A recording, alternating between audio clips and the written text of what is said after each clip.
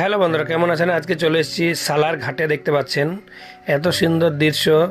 আমি এর আগেও মনে হচ্ছে দেখিনি। পুরো মনে হচ্ছে বাংলাদেশের বর্ডার। কত লোক দেখুন নৌকাতে পার হচ্ছে। তো আমরা একটু ভিডিওটা শ্যুট করে নিলাম। প্রচুর মানুষের আগমন আর বাঁধের ওপরে অনেক জল এখন। তো যাই হোক, আমরা দেখে মনে হচ্ছে যে এটা ইন্টারন্যাশনাল বাংলাদেশে ঘুরতে এসেছি। এত সুন্দর দৃশ্য, দুদিকে জল আর মধ্যে দিয়ে রাস্তা। তো আমরা চলে এলাম এখানে ঘুরতে। তো দেখতেই পাচ্ছেন এত সুন্দর মনোরম, এত সুন্দর আবহাওয়া, দেখে এত সুন্দর লাগছে দেখে। তা যাই হোক, আপনারা যদি এখানে আসতে চান তো কমেন্ট করবেন, আমি অবশ্যই আপনাদেরকে অ্যাড্রেসটি ভালো করে দেব। তো আমরা চলে এলাম ঘুরতে, আর দেখে তো খুবই সুন্দর লাগছে বন্ধুরা, কিন্তু ভয়ও করছে। মনে হচ্ছে যে যেন জলে পড়ে যাব বা জল এসে ঢেউ নিয়ে চলে যাবে।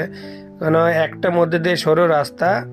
দেখতে পাচ্ছেন কাকিমারা বলছে পরিস্থিতিটা কি, আমি জিজ্ঞেস করলাম। তা যাই হোক, এই যে ঘটনাটা শ্যুট করা দেখতে পাচ্ছেন আমার মোবাইল দিয়ে করেছিলাম, তো সেটি ডিলিট হয়ে যায়। তারপরে আমি আমার বন্ধুর মোবাইল থেকে এই ভিডিওটি নিই, তার কাছ থেকে আমি এই ভিডিওটি আপলোড করি ইউটিউবে আর ফেসবুকে। তো দেখতেই পাচ্ছেন বন্ধু করেছে, তো একটু কোয়ালিটিটা একটু ডিস্টার্ব হয়ে গেছে, হিলছে ক্যামেরাটা।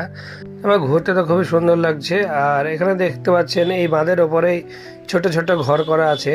এই মানুষগুলো কিভাবে আছে আমাদের তো দেখে খুব ভয় লাগছে। বাচ্চাগুলো দেখুন খেলা খেলছে। তো এখানে এত সুন্দর মনোরম, আপনি দেখতে এত সুন্দর লাগবে, আপনাকে মনেই হবে না যে এখান থেকে বাড়ি যাব। তার কারণ হচ্ছে এই যে বাঁধের মধ্যে মধ্যে দেখছেন, মধ্যে সব মানুষ যাওয়া আসা করছে।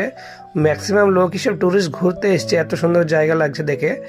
আর আপনারা চাইলে আসতে পারেন, আপনারা কমেন্ট করুন কোথায়, সেটা আমি বলে দেব। দেখে পুরো লাগছে যে মধ্যে মানে একটা বাঁধ লাগছে, দুদিকে দুটো নদী লাগছে। তো এর ওপরে যে মানুষ বাস করছে, ঘরগুলো আছে, দেখে অবাক লাগছে। ওনারাও দেখছেন, আমাদের ভিডিও করছে সবাই।